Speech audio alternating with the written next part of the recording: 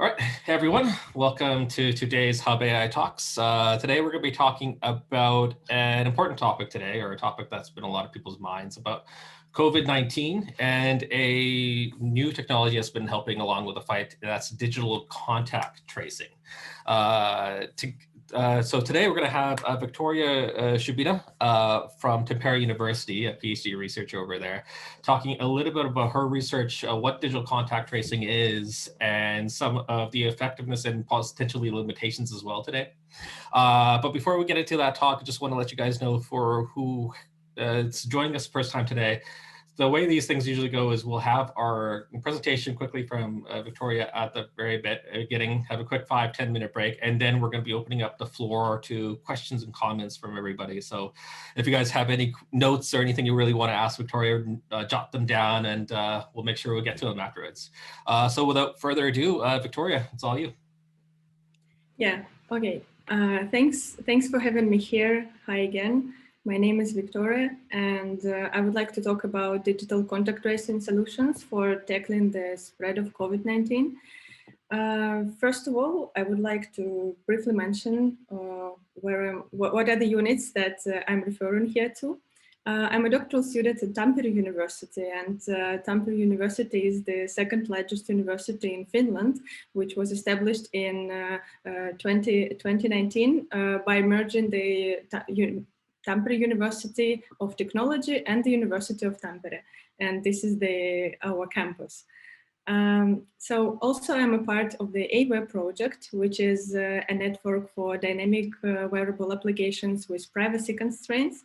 And my personal research focuses on challenges in user tracking and positioning. And the topic of my research is privacy-aware approaches for wireless IoT localization on wearable devices, but generally my colleagues are working on many more ideas in industrial wearables, healthcare applications, also positioning, and many more.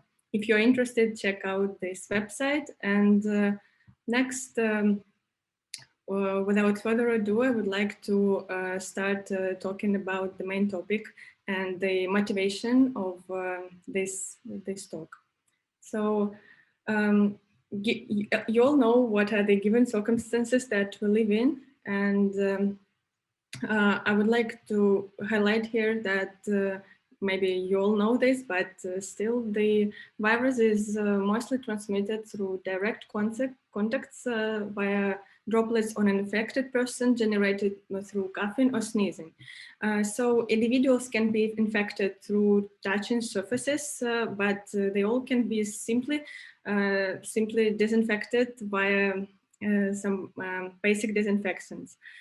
So what would be the main way to break those chains of transmitting the virus within some social groups or different local communities? So there is one solution, which is contact tracing, and contact tracing have been there for many years, and it is aiming to tackle the spread of the virus of any infectious diseases. So basically contact tracing can be done manually and automatically. Also, it can be done, it is known as digital contact tracing, that I would like to talk later on about. So what is contact? Contact is anyone who was at a certain distance for 15 or more minutes with an infected person. Certain distance, I do not clarify here what is the certain distance, because in different communities it can be from 1 to 2 meters. But the main purpose of contact tracing is to alert individuals and to take some actions like safe isolation or quarantine. Manual contact tracing relies on collecting the data from patients, solely relying on their memory, and this information is collected by nurses or doctors, and also it can be very subject to the limitations of human memory, and there are also some cultural and behavioral factors that can be a limitation in this context. context. So that's why many countries were working towards developing a suitable digital contact tracing approach that would be suitable to allow measuring physical distance between citizens and alerting them when there was a contact with an infected person, but also at the same time with the goal of developing such an application which would identify the proximity. Those countries were aiming to preserve users' privacy. Now I would like to talk about the technological perspective and walk you through potential solutions and clarify why the particular one was chosen out of all these techniques that could be used for localization. So on these slides, you can see common techniques to localize a device, and most of them actually exist in your mobile phones. So it is the global navigation satellite systems used for navigation, Wi-Fi, then Bluetooth low energy, cellular networks, and ultra-wideband technology. So not all of them have very high accuracy, but actually 4 out of these 5 can identify a user. Which one, in your opinion, would be the one which could be used by the researchers? Which one would would track the proximity between the devices? Yeah, I could also answer this question. It is the Bluetooth low energy. It is the technique that is used for low power devices to identify the distance between the transmitter and the receiver. As we can see, there are different distances that could be identified as potentially dangerous. So anything above 3 meters could not be considered as a distance for sharing any information or checking the proximity, but anything that is within the closer circles to the receiver could be seen as the area that needs to be considered. So we can see that the distance can increase or decrease as well. And what in this scenario could be a relevant proximity indicator? The way we could estimate the proximity is the main parameter known as received signal strength. So in other words, it is received power. Then also for the purpose of calibrating the device, we would need a transmit power at 1 meter between the transmitter and the receiver. And also we would like to know the distance between the 2 users. It would make us more familiar with the model that we could use for actually estimating the proximity. Yeah, and here is the dependency of the received signal strength values measured in dBm and versus distance. So as you can see, if the signal is decreasing, also the distance is increasing, so that we can, via measuring average received signal strength values, we can identify the approximate distance between the devices. Yeah, so if you don't have a contact tracing application, how can you know these received signal strength values? As it is most commonly used on mobile phones, but also it is used on wearable devices, you could try to check out these applications. The first one is for Android only. It's the Bluetooth low energy scanner, and the other one is for both iOS and Android. It is the light blue application. So basically, what you can see is that the application would show you all the devices nearby, not only smartphones, but actually all of them equipped with Bluetooth low energy. Alongside with it, you will see the received signal strengths as a value, which later on you could try to convert into the distance. and see which devices are in close proximity and which are further away from your device. This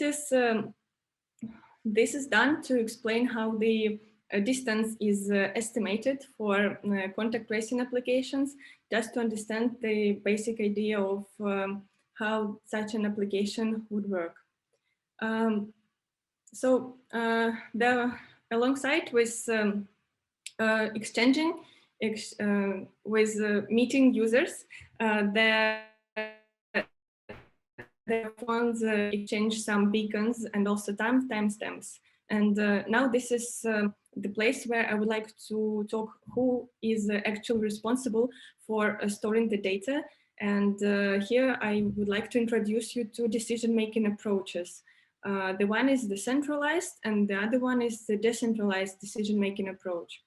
The first step is the same for each. Users meet, their phones exchange the ephemeral IDs and timestamps. What is the ephemeral ID? Is the temporary ID generated for each phone, and a user can be each stationary ID can be matched with those temporary IDs, but it makes it very difficult to identify a particular person because it keeps changing all the time.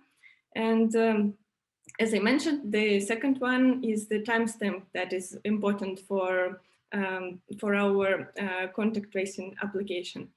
In both approaches, the device later on communicate with the cloud server or the database. And the main difference is that in a centralized approach, user devices upload to the server all the ephemeral IDs and timestamps of the users that were in close proximity, as we identified at the previous state, the distance with the user. And in a decentralized approach, the users download from the server or the database all the ephemeral IDs and timestamps. And the basic difference is that in a centralized approach, the cloud server or any centralized entity decides what is the probability of being infected if one user crossed paths with another who was tested positive for any kind of infectious disease. And in decentralized approach, the device downloads a database and does the scoring locally on the device and then notifies the user. So in both ways, the infected person should report the infection to the server, but the scoring can be done either on the cloud server or on the mobile device itself. So in some studies, users tend to say an opinion that the decentralized approach is more private, but there is no particular study that could claim that. So also, I would like to talk briefly about the epidemiological perspective of digital contact tracing applications, but I would like to disclaim that I'm not an epidemiologist myself, and still there are some factors that affect the efficiency of a contact tracing application. So the first one would be the actual probability that one user is getting infected. It can be the difference in immunity system or any other parameter. The next one is the probability that a user uses the same application that another person or other people within his social bubble, his or her social bubble. So in some applications, there is such thing as interoperability, and it helps drastically to improve the app's performance and achieve better results. So that means that the applications exchange with each other the databases, the collected databases of from the health authorities, and they later on they provide better results as they cover more people, and they deliver better results. Here I would like to talk about the user adoption, and this is actually such a parameter that includes many challenges, as well as there are not applications developed there are not that many countries that developed applications, contact tracing applications, but out of those they face challenges of the trust of the population, of the citizens to the state, and there are many parameters to be considered while judging the level of the user adoption or providing any recommendations. So the first thing is the social factor. In one of my studies, we used the best diffusion model that could describe the process of adopting technological products, such as applications. Basically, the concept means that some users are innovators and others are followers. So they more imitate the actions of the innovators, and this means that some users are more likely to install the applications that people within their social networks are using. And on this slide, I also cited a study that shows that at least 72 participants of the survey would install a privacy-preserving contact tracing applications if they know that it is a privacy-preserving contact tracing application. So this highlights the importance of having privacy-preserving features for the app. And here I would like to talk about the user adoption in some countries that we've chosen for our study.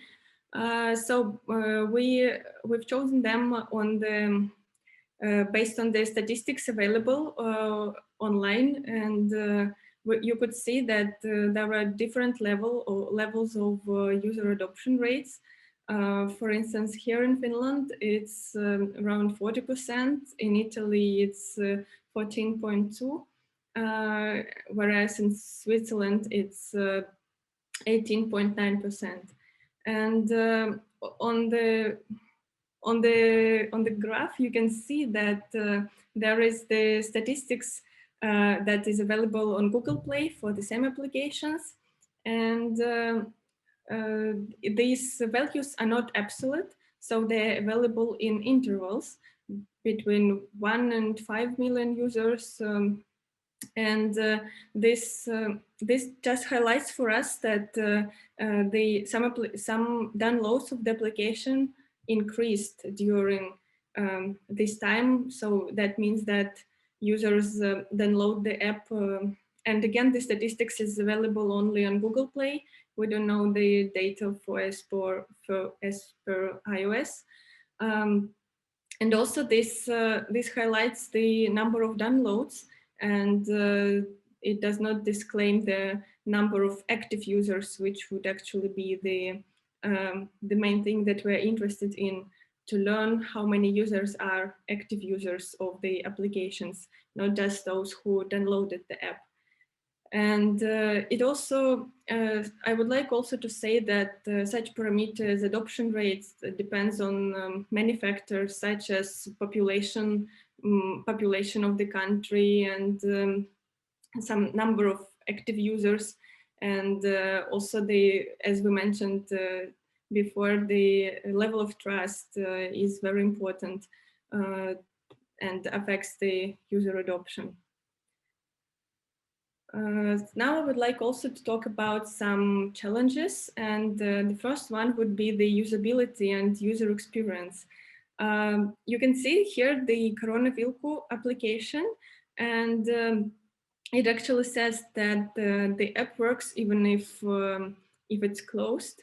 So that means that it can run on the background of the phone, and some characteristics as usability include ease of use and user trust to the applications.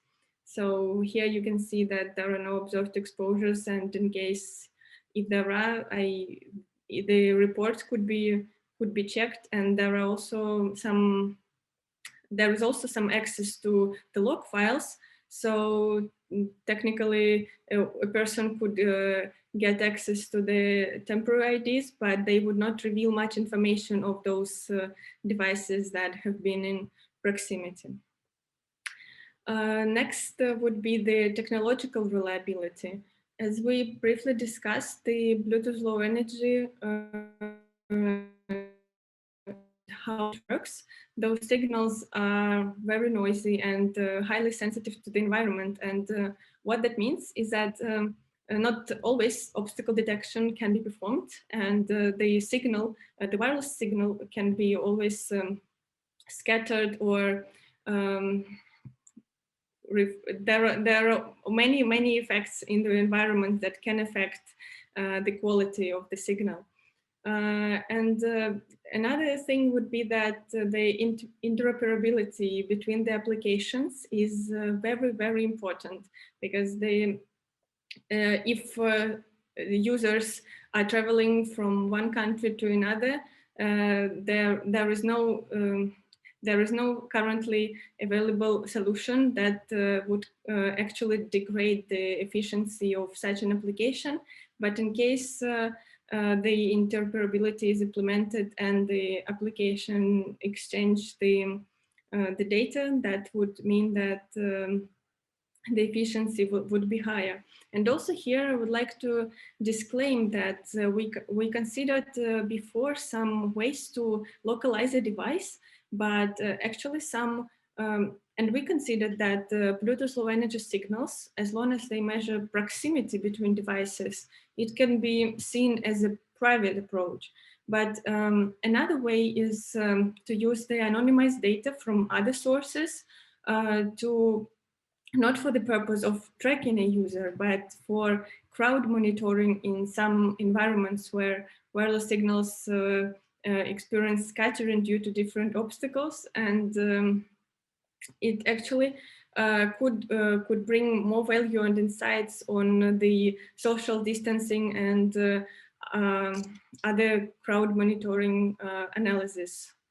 So Bluetooth Low Energy is not the only way, but currently it is known as the way for measuring the proximity between the users in the most efficient and privacy-preserving way. The next limitation or challenge would be the power consumption.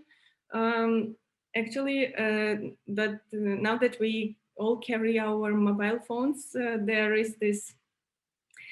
appears this trade-off between accuracy and power consumption, which means that the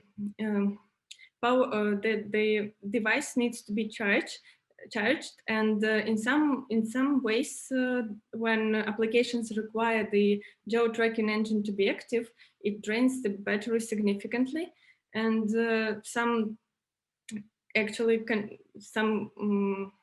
in some cases, the battery can be drained in a couple of hours, which actually wouldn't result in a good detection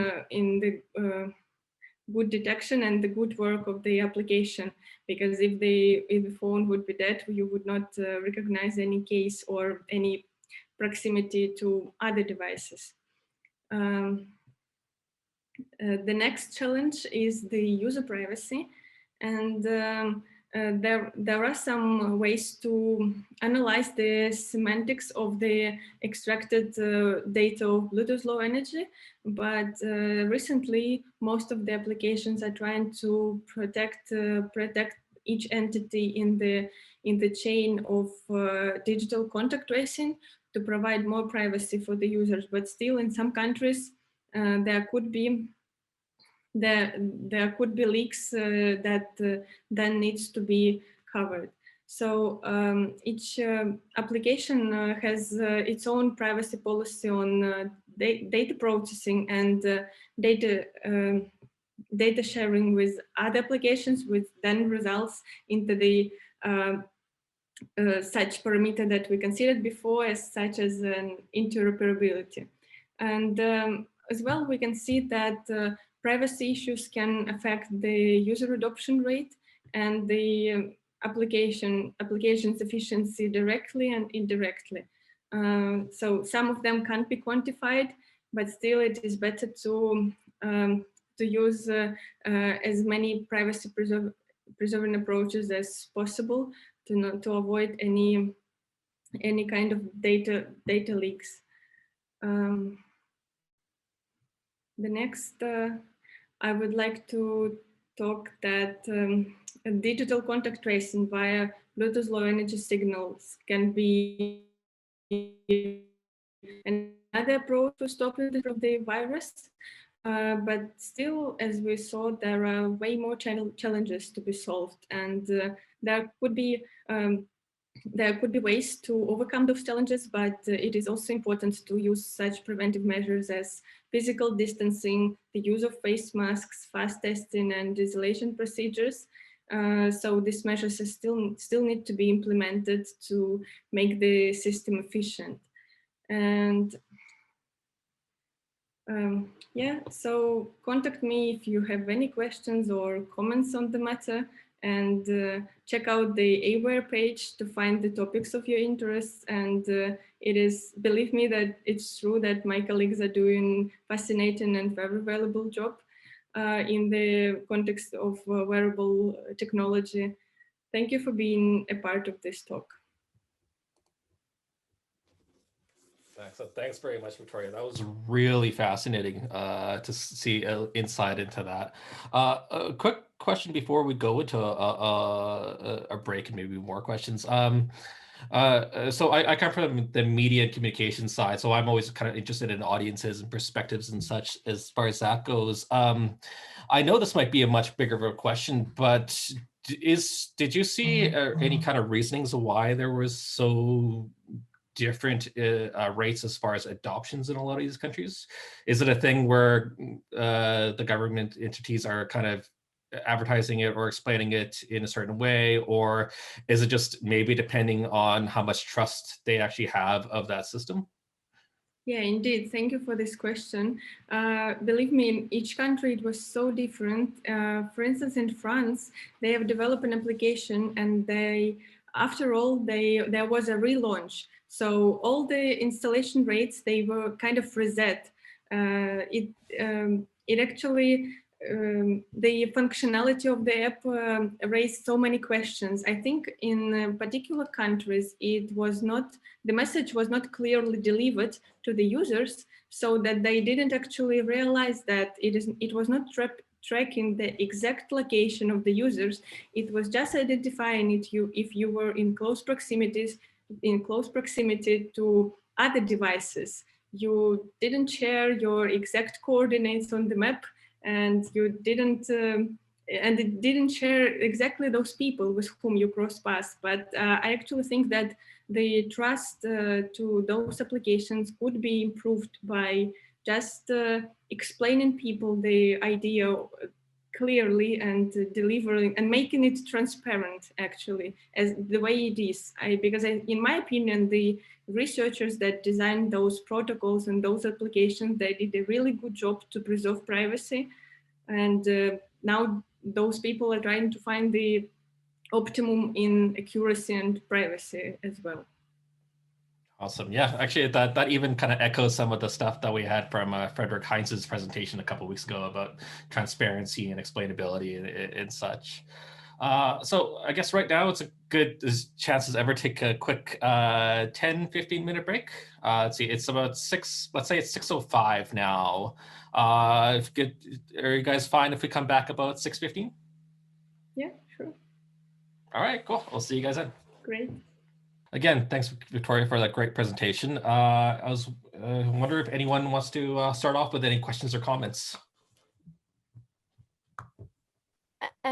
I've got quite a few questions. Thanks, Viktoriia, so much for your talk. It was really, really interesting. And I was dithering whether to look at contact tracing for my master thesis, because it's just there's just so much about it. But I was wondering, one thing that you didn't touch upon was about like Apple and Google collaborating together with APIs and stuff. And so what do you think that means? Like, how did you interpret that collaboration? And like, because it was used for the NHS, right, and Switzerland and quite a lot of countries. Yeah, exactly. Yeah, that's actually a very, very valuable question. Thank you for that. According to my knowledge, the Google Apple Exposure Notification System, that's a protocol that is used for designing applications. So that means that Google and Apple, they provide a framework for different countries to develop an application.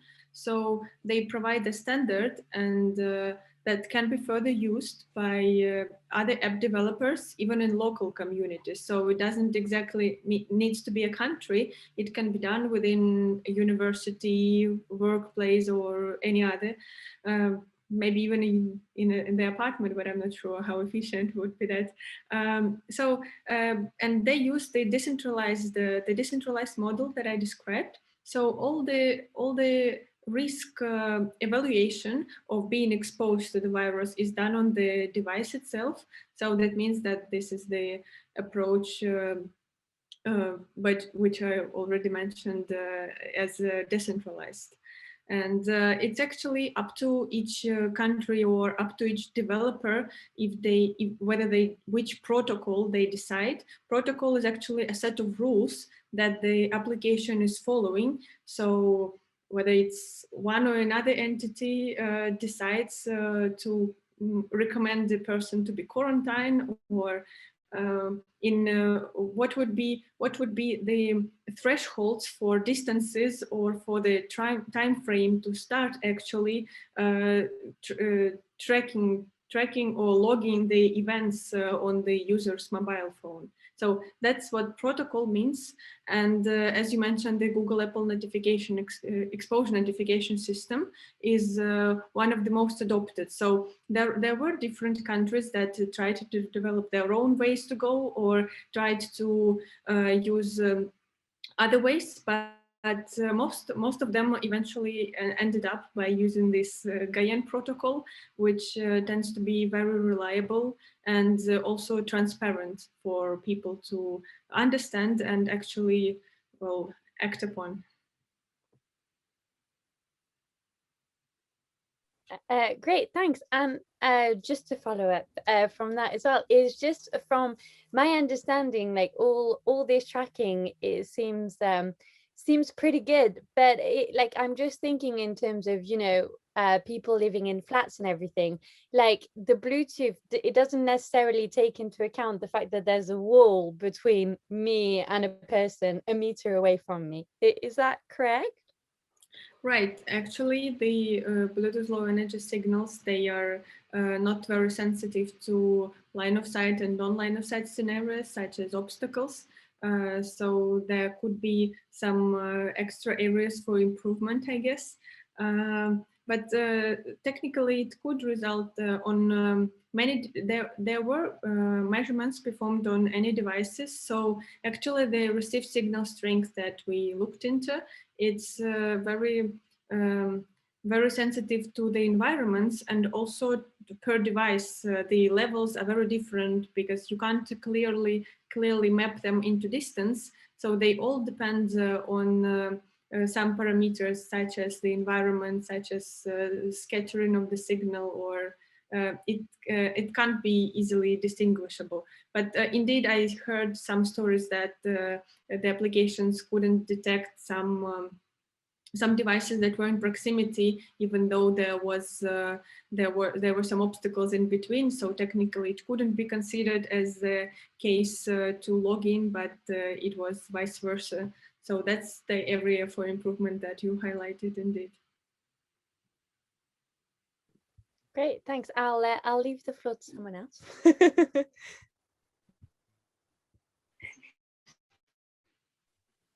I have a question. Thank you, Viktoriia, for such an interesting talk.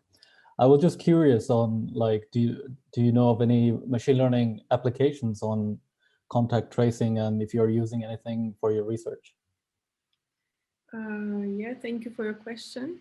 Actually, machine learning algorithm could be used for exactly this previous example with identifying obstacles, but at the moment I'm not using that in my research. I clearly see some potential in that, but also there are some limitations that require closer looks. But so far, some statistics can be converted as can be interpreted as characteristics of the environment. So for use for contact tracing. But if you ask specifically of machine learning approaches, I think they're used for in other ways, not for contact tracing exactly, but in other ways to also tackle this pandemic. So such as it's used to by doctors or any other health services. That is very useful. Thank you. Yeah, also I wanted to note that when I was talking about the user adoption rates, and let me remind you that the highest so far was in Finland, around 40%. And one study published in Nature said that around 60% of the user adoption would mean that all the cases are in control and and that it would mean that the actually high efficiency of the digital contact tracing app.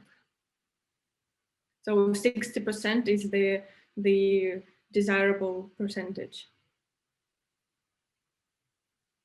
And So I have, oh, sorry, go on. No, I was just going to say, I know here, so in the UK, people have actually had tested positive and supposed to go into self-isolation and everything, but they actually still go out shopping.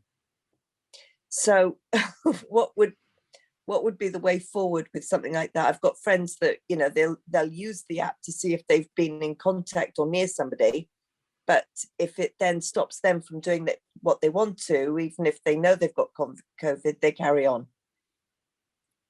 Yeah, thank you for your question. First of all, I would like to know that that's not very responsible.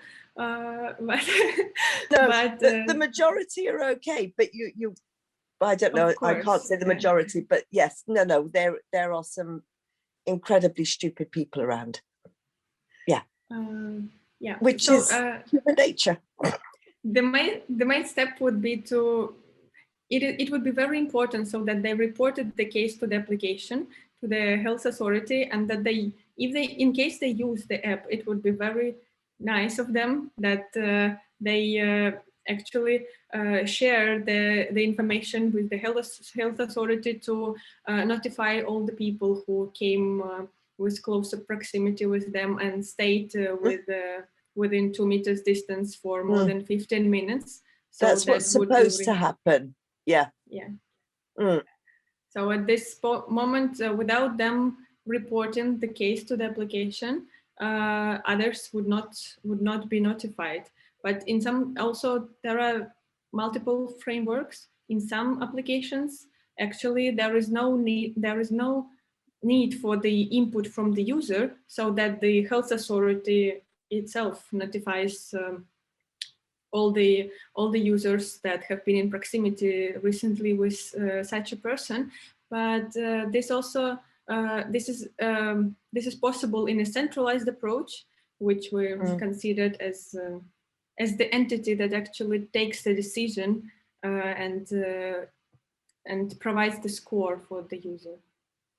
But I think the most important thing is just to let the health authority know that there is a case that could be identified or somehow. They were aware of it. They were actually sending police round to houses to check that people were in. But I mean, it's crazy. Yeah. So in a way, it could be a safe approach if they were aware of having the disease or testing positive, they could report it, and even though they move around, still people could be quarantined. people around them could be recommended also to not be in closer contact with others to spread to stop the spread and to break the chain. Thank you. Thank you for the question. Well, I guess less of a question from me, but during the break, I was kind of curious into just to double check with the Canadian perspective, because it's been a long time since I've been back home and I wasn't 100% sure. But apparently our rates are pretty low. I think like out of a population of 35 million, only 9 million have actually downloaded the app. But an interesting wrinkle within the Canadian perspective, though, is that I think internal government bickering has also played an interesting part in that too, as out of, I think they said only 6 Canadian provinces are actually on board with the app. So say if you download the app in Alberta, it doesn't actually work. Or you can't actually use it to say like, or report to it that you've had a corona case or something like that. So you could download it, but it doesn't work at all. Well, that's sad to hear, but I think that the high adoption rates is the key for the system to work and actually achieve better results. Yeah, in some countries, such approach is not used at all. So if this contact tracing is still done manually by asking the patient, it also works. But this technology is meant to help people and assist in doing it efficiently. Yeah, and I would imagine save a lot more time and money when it comes to actual contact tracing by hand. Exactly. But what's your experience? Did you use such an app before, or are you well, I've been in Sweden for like the last year and a half, so I haven't had a chance to use any of that apps. Exactly. I did download the one that Lund University recommended, but again, I think like Tish was saying before, it's less of a contact tracing, it's more just for study. Yeah, it's also important to provide the information on some information to people actually how to perform these other important measures such as proper hygiene and the social distancing and what are actually the current restrictions within the area, just to be sure that it works well.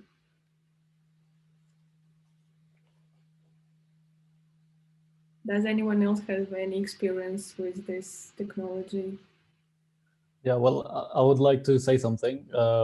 In Turkey, they have used maybe not the same contact tracing approach, but they gave everyone a personal code. And that code is used for everything, for shopping, for using transportation, everything. So it's pretty easy to track people using that code. So I think they have implemented it pretty well, because they were able to isolate certain red zones where there have been corona outbreaks, and they could prevent people from going there. So I think it was a pretty interesting approach for Turkey. Yeah, exactly, absolutely. There are countries which didn't use this proximity detection methods for contact tracing. So they used QR codes or any other types of codes. So those actually work better, but there is also the trade-off of accuracy of detecting the case and the privacy of the person. So whenever you can identify one individual, then it becomes not that friendly for scaling such a product. That's just. Yeah, as some of you mentioned, that it depends on the country, because in Turkey they enforce this, that everyone has to have a code, otherwise you cannot do anything. But maybe in Canada or here in Sweden or Finland, they haven't actually enforced it. So it depends on the government as well. Yeah, indeed. I agree with you. Sorry, yeah, no, I was just going to say, Rafsan, that this really reminds me of the Norway case, in the sense that Norway was very much like, we're going to trace people, and like it's for the best. We're not just going to know their location, their proximity, but we're going to actually know their exact location. And I think like before did they even get to launch it? I don't know, but there was a ton of lawsuits against it because it was such a privacy breach. So I think like, you know, the Europeans hold very dearly the GDPR data privacy stuff, and maybe Turkey doesn't prioritize that as much. But here in Sweden, and I think also in Finland, you can find where people live, their monthly income, and all that. So that's what I think it's nuts. Yeah, they like, people, guys, don't look up, but you can find my date of birth, where you can send me flowers for my birthday.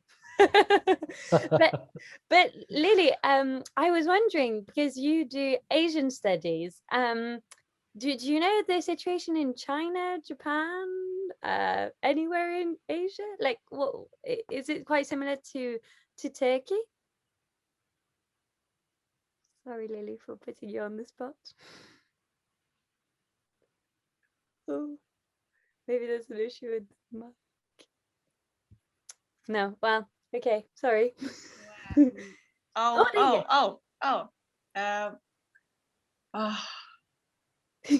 I'm not really sure, but I'm not really sure actually. I haven't read up on it, but I would imagine no, I will not say anything. No, I will not say anything. I will not. Yeah. I think it's better to research it. Yeah. Because I did like a friend like posted something about being in Singapore and how it was very, very, you know, like to the point that they even knew which street you were on at what time, and then from there knowing, like, I think it was like a daily like catch up as to who was down that, well, not who was down that street, but Victoria, well, you probably know all these things, right, about like. No, but it's very interesting to hear the same from you. It's very because I was also following the case of Norway and the example that you mentioned before with the privacy breach of the app, and it was actually quite intriguing to look into that, because you know, when there is an application which is aimed to be privacy preserving, and then eventually it ends up to know everything, your precise location and the coordinates, and that's shouldn't be the case. But maybe they would relaunch the app, but I didn't hear much about the case before. And also, to the best of my knowledge, in China they used QR codes, which are also quite efficient, but at the same time it could actually mean that each person has a code, so that means that everyone knows the exact places that the person visited, and not just the proximity to some other device that is more privacy preserving, without revealing the identity of the person exactly. Yeah, it is funny how we were all like no to that, but you're right, you know, with our personal number, we reveal everything in Sweden. Yeah. Yeah, but it's also in some places people have different levels of trust, let's say. Yeah. So they are willing to share everything, and that's not an issue. But if you're living in a country where your data can be used and I mean by any other entity which would like to get access to your information, and be that I don't know, another adversary, or be that just a company that would like to use your data for marketing purposes. So that's if that's the case, I think the privacy concerns are much higher than somewhere in Sweden, as you mentioned, that you share everything freely. Yeah, but it's quite funny in that sense with Sweden, I feel, because so we had like this not tracking, the study app. I can't remember what it's called, COVID study. And but what happened was that it was massively delegitimatized by the Swedish government. So not many people actually wanted to download it. So basically we have this this phone company, well, Wi-Fi company called Telia. And Telia, it represents at least 40%, maybe even higher, of the Swedish population because of all and it's all over Sweden. So what it did, it was through Wi-Fi. So what you showed with Wi-Fi, Yeah. it explained like movements and yeah, not even COVID spread because they couldn't know. Like, right? How does Wi-Fi well, in relation to Bluetooth Low Energy, Wi-Fi can identify your location in the room, let's say, or whenever you are moving within building. But so it's not tracking the proximity itself. But if one is using the some algorithms that could de-anonymize the data, so that means, sorry, anonymize the data. So if you are using the actually the information which is not revealing any identity, I think it's also provided, this information is also provided in Finland, so they are reporting the movements of people within the country from one city to another, but it's just a matter of the amount of people, not those precise names and surnames. And I think in this case, it's pretty well done if there is no precise coordinates or no precise addresses that a person visited. In this regard, it's totally responsible. Great, thanks. Yeah, actually, Wi-Fi could also be used for contact tracing, for digital contact tracing, but so far it wasn't the case. Maybe later on we will see some approaches of data hybridization, but so far I didn't see any studies.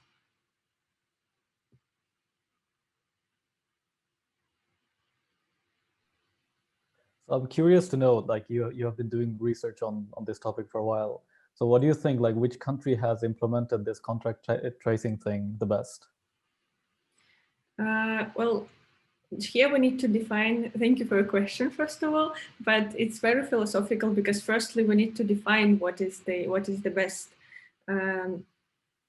because it also, so far the best adoption rate is out of those that I calculated is in Finland.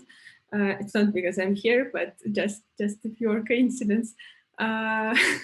But it's very nice to see how people are actually willing to install the application, and actually even in Finland, where the adoption rate is that high, the application didn't notify too many people. Somewhere in Switzerland, the results were around 10%. So it meant that 1 in 10 people was notified correctly. So that's still some assistance to tackling the spread of the virus, but still it's far from 60%, which would actually be the best scenario for digital contact tracing. So still there is some way to go, some road ahead, and it would be very interesting to see if there would be any country that actually achieves and implements such an approach. So that's how I see it.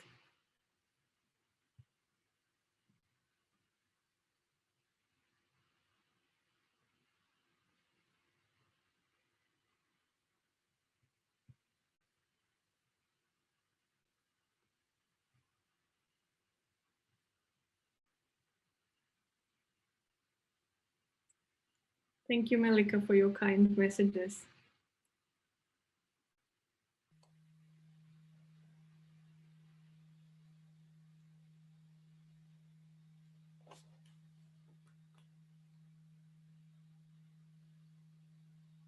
But just out of curiosity then, because you said you're in Tampere, I don't know how to say it, and Russia. So what was the situation like in Russia?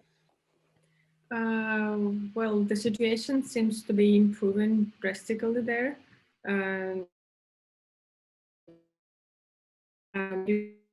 That with developing and successful implementation of the vaccine. But I was curious and actually asked some experts who were calculating the spread of the virus within the country. So and they were focused in which areas it would be best to provide the equipment for the hospitals. For this purpose, they were modeling the whole spread of the virus within the country. And so far, I didn't know about any contact tracing app that was developed there. So they considered using such an approach, but it didn't take off. There were multiple reasons for that. Obviously, if information, as I mentioned before, if information is not clearly provided, it's not clear to people how to how to use such an approach. So, as I can see, Alex wants to comment on that. Well, hi. Speaking about the conspiracy crazy neighbor, there were contact tracing approaches actually implemented in Moscow, but they were quite brutal. So they made it purely centralized through the government, and everyone who was breaking the rule was just heavily penaltied with huge fines. So basically, if you get out of home with a phone, you're getting a fine. Easy. If you don't have a phone with you, you're getting a fine. So nice.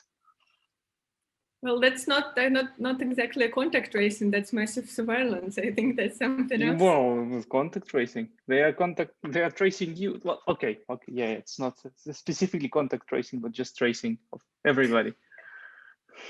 But how do you not get fined? How to not get fined? Get some approval or like the right to get out. For example, you need to go to the hospital, and that's the only, and you get it stated through the hospital, or you get some paper and some approval from the top going through the system that you can actually get out of home. And in this case, you can get out of home. Creepy time we live in. Yeah, but how, like, just out of curiosity, so I'm guessing you could go out of your house in order to do shopping, right? And like exercise or no exercise? Sorry. No. I don't even think that you can easily go out of shopping. You need to apply for that, if I'm not mistaken. So basically, you need to apply to say that, okay, at this time I will go there, and you'll get a tick that, okay, you are under surveillance. Please go there and back, and do not make any sudden moves outside the area you live in. Wow, and you're using the present tense, so it's still going on. Well, Not anymore. it's slightly taken out of use because of the vaccination. Yeah. So people now are, well, according to the numbers, they can get the vaccine and just go wherever they want. But I'm pretty sure that the system is still there, so they still know where you are. But sorry, I'm just gonna. So it's not a contact tracing app, but it's still an app. It is just a tracing app. Okay, like how to say, that's a technology. Yeah. That is living in your smartphone if you have installed the app, but the enabler for that technology is it's embedded in the app, so it can be in any application. For example, imagine the case you have installed the app that, for example, gives you a fast and nice taxi service, so-called Uber, but the Uber of Russia is made by Yandex, and it clearly gives you access to the GPS in your phone. So if you accidentally forgot to tick one switch, allowing people to basically use the GPS whenever they want, not the people, but the app to use the GPS wherever they want, they can track you. But it's the same. Okay, going back to the roots of telecommunication, any phone has an access to the cell ID of the cellular network. So basically the operator knows exactly where you are in a range of 200 meters if the base station is old and stupid. In reality, it's much worse. So they just know where you are. And if there is an app living on top, there is no need even to contact the operator. Just use the app that is governmentally monitored and live in a world of constant surveillance. It's okay. We have to live this way now. Yeah, sounds great. I'm joking, by the way. Just like sarcasm wasn't clear. Yeah, I also noticed the slight note of sarcasm in your voice. Yeah.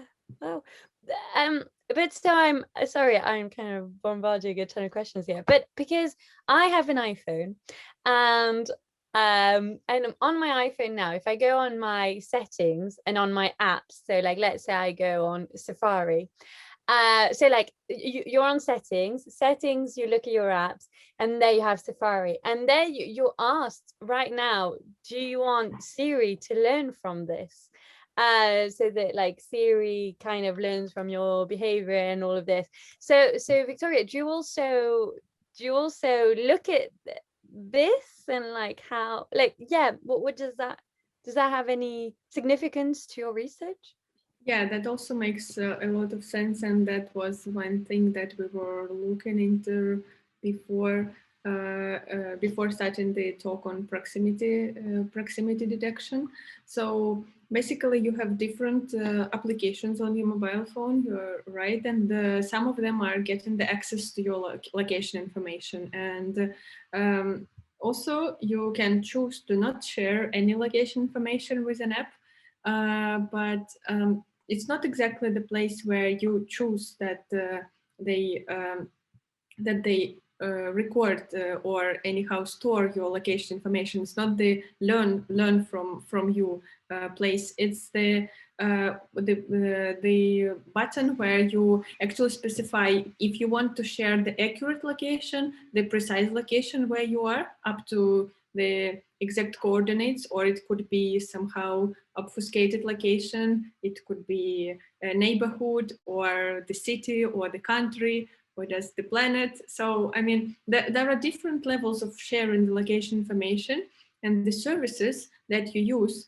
For instance, it would be nice for the weather app to know only the city where you are currently in. So there would not be need to know the exact address where you are. So that then the app, you will, if this won't happen, you won't share any data with third parties that could then use your data anyhow it wants. So I think that you just need to pick those settings according to your needs and according to your own understanding, which level, which granularity of location information would be enough and sufficient for using this app.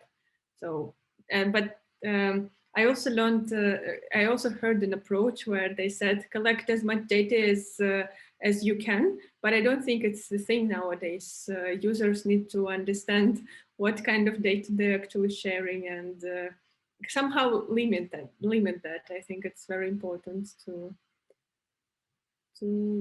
provide that different preferences. It's the same. But can I just ask what Alexander, what do you mean by it's the same? As in like it's the same that they from like the Uber. Sorry, I'm just gonna let you say it. It's even worse because you can nowadays you can basically select with whom you will trade your data. Yeah. And even though they will tell you that, well, not even trade, but just gift your data.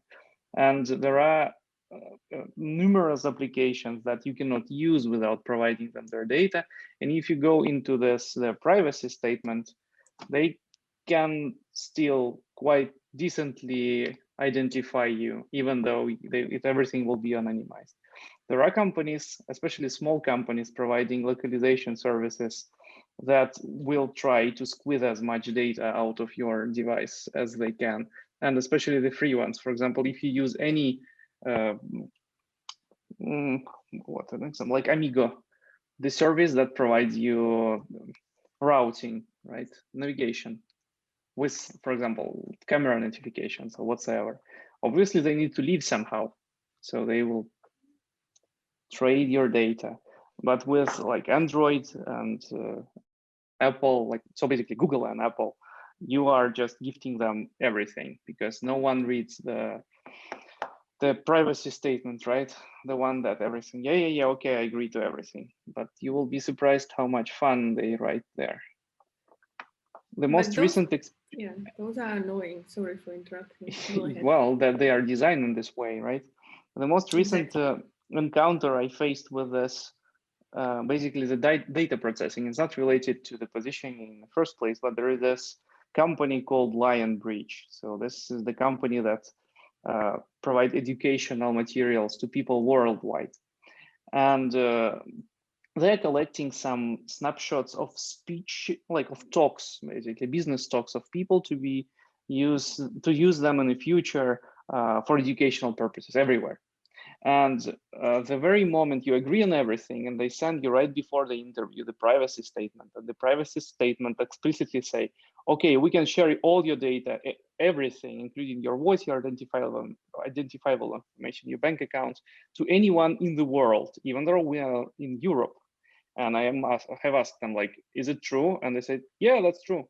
But if you don't want to come, you may still not come. It's there. Just read the agreements. It will not solve anything. It's just picking the one you're trading the data with. Yeah, and actually that's what I find scary, right? Is that like even though we're equipped to know this stuff, like, you know, but I mean, like Apple right now is very much trying to commercialize on this, you know, by being like, we really care about your privacy. We really, like, you know, now if you go on Safari, like it says how many people tried tracking you, blah blah blah. But at the end, I think I agree with you in thinking that, like, it doesn't, in conclusion, it doesn't make that much of a difference. So what do we do? Now we have to have a digital presence, you know, with Corona. That's kind of what it's made us all do. I don't know, I feel like we're a bit doomed from what I'm saying, and I'm not too sure if I don't think I know enough in order to say that we are doomed. So yes, I just thought I would ask anyone here if we are doomed. We are not doomed. It was like this for a long time already. Okay. So now they have just legalized it. Oh, that's fair. Yeah, but still think that there are quite many applications that do care about the privacy and try to be responsible. So actually, even though you can hear some stories about breaches and when the actual data leakage happens, so there is a breach in security. If people do care about privacy, so they try to use some algorithms, machine learning algorithms, such as differential privacy, so that they apply this concept to a data set. And for a person who actually got the whole, who downloaded the whole database from someone else's cloud, each particular row with information about the person doesn't make any sense. So that they just substitute the information in a way so that statistically it's still representative. But if one downloads all the information about all the customers, let's say, or users, they can't identify a person, and the information might be or might be not true. So it's not very reliable in the sense. So if these people do care about, another thing is that this concept, it can be implemented only in big companies, such as have real big data. And for local communities, I think there would be still need to have this very good security in a good condition, let's say. But in a way, it's also a thing for discussion, whether we need to protect privacy from some adversary or from the company itself selling the data to the third party.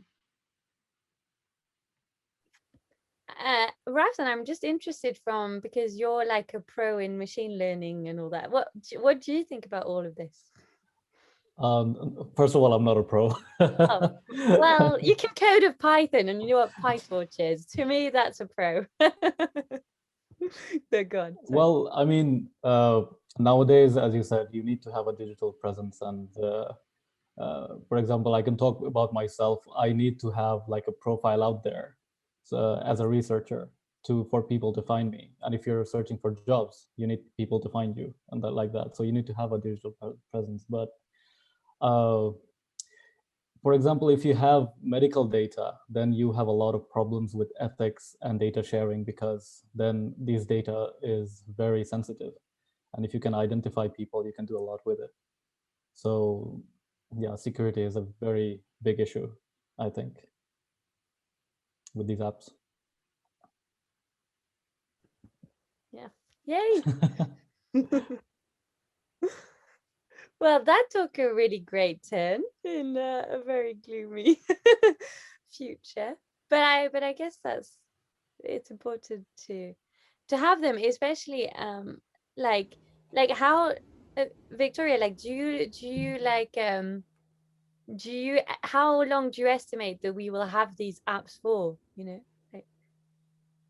Actually, that's a very good question, because I think that it's the hope of all the researchers out there doing their works in the privacy domain. They are hoping that it won't stay with us forever.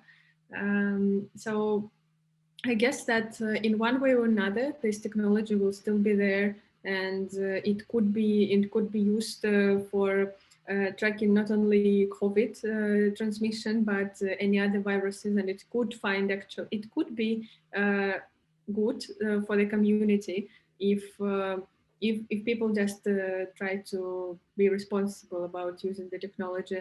I think also it could be used for the purpose of social distancing in some local communities, not exactly the scale of the country. So this could be some factory or any other office that could implement this technology.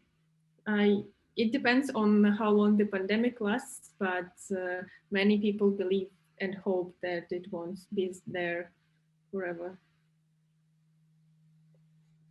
Yeah, I mean, and maybe it's a cynical part of in me, but part of me thinks that a lot of this will be, or we're learning a lot of great important lessons that we can now use for our next pandemic, whenever that hits eventually.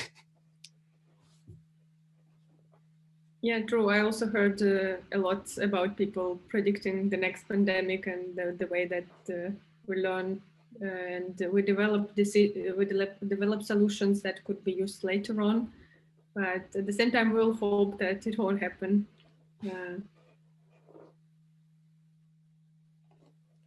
Yeah, but it's advance the technology and still solve some challenges that now appear to be highly present here. Mm-hmm. Yeah, especially like on a like a nation or a continent kind of scale, for sure. I think we need to definitely rely on these kind of advanced digital technologies to keep us organized and trace these pandemics. Yeah, and complementing actually the talk of Carlos on 5G, there are actually some discussions whether this feature would be implemented in the next generation cellular technologies or not. So meaning that if cellular technology such as localization via base station to which your device is connected will be out there, or whether it just a wish of some people. We will see. Yeah, and even that brings up a lot more interesting questions in the sense of right now with all these digital contact tracing solutions, it's a lot of, you need buy-in from people. But if we get to a point where a lot of the stuff is kind of already built into our next cell phones, our next technologies, then it's a case of people actually have to physically buy out, which that's a different legal ramifications and stuff that I'm definitely not willing to speak about. Yeah, I think that's highly relevant, and whenever people talk about human-centric AI applications, it needs to be considered that the technology shouldn't be harm, and also bringing value to the society for the money that it's worth. Indeed, that's very important. What are you thinking about this technology? What's your opinion, whether contact tracing will stay with us for long or not?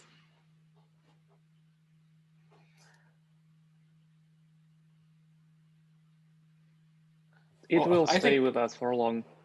Yeah, no, go ahead.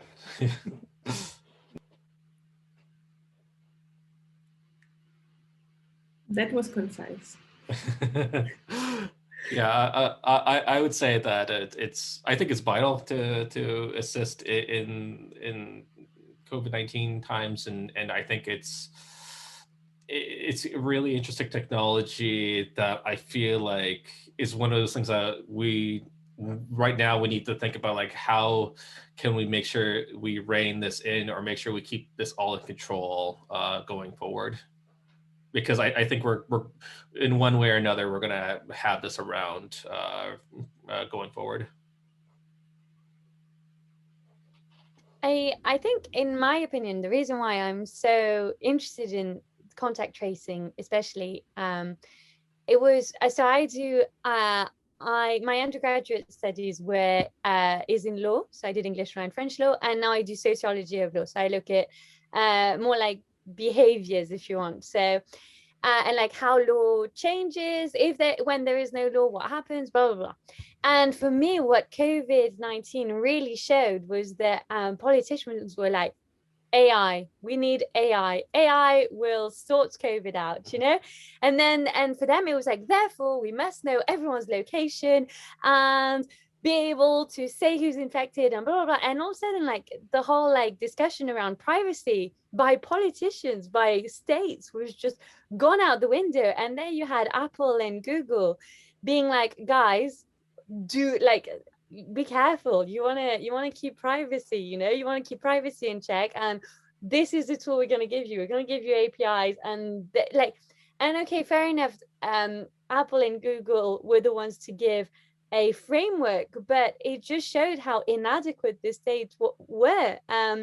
So for me, it's really interesting in the sense that maybe we shouldn't be so quick to judge those big corporations, because actually our governments don't necessarily know what they're talking about with new technologies and innovations, and that we should allow the big companies to actually have a say in state decisions, rather than just going through the back door and then the legal system attempting to regulate it but not quite doing it at the right time. So for me, that's what I found really cool about the COVID tracing apps. Yeah, Drew, your opinion is actually very justified, because indeed at the beginning there were high hopes about the AI, that it will now, people will be tracked, and all the data will be just given up to the state and other authorities. And I think it's very cool that there is such an approach developed by two big companies that actually is now well spread. I mean, the thing that so many applications actually use this protocol actually highlights that it's one of the most reliable ones that exists nowadays out there. And I think also the resources that they have, they could be utilized in a better manner than some bunch of researchers developing an application from scratch. That's indeed a matter of resources that is used for good nowadays.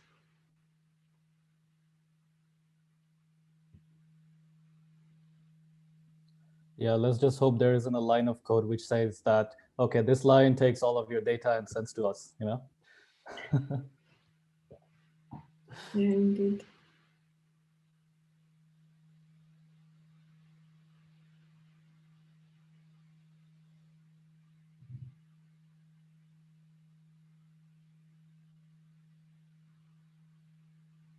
Great. I think if anyone else has any other comments, should we maybe say thank you and goodbye? Yeah, I think we could wrap up early if you guys don't have anything last minute here. Okay. Thank you very much. It was such an interesting and great talk for me, and it's very nice to see you all. Yeah. Thanks so much, Viktoriia. We thought it was fantastic. It's great for us to be able to kind of reach out to researchers like you all over the country. So it's not just all Swedish centric. So we kind of see all the stuff going around, all the expertise all over Europe. Yeah. Great. Thanks. Yeah, but thank you so much for your time. It's been really interesting, and yeah, it was so nice to have such a live discussion about it all. So thank you for your knowledge. Yeah, that's another advantage if we can find them of this situation, is that we can meet virtually via Zoom, and that's very great.